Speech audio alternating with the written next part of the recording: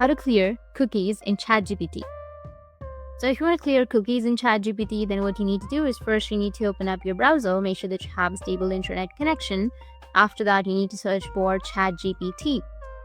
And after that, you need to click on chatgpt.com and then log into your account. Now, once you're on this kind of interface, you need to just go with the top left, which has your site information section. You need to click on it and then go with site settings. So now, as you can see that in my case, I have 17 cookies right here. So if you want to clear the cookies in your ChatGPT, then just go with delete data, which is on the right side.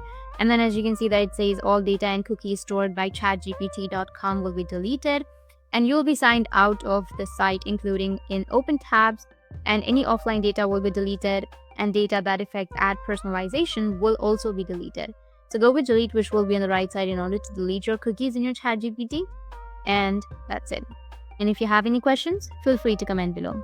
Thanks for watching.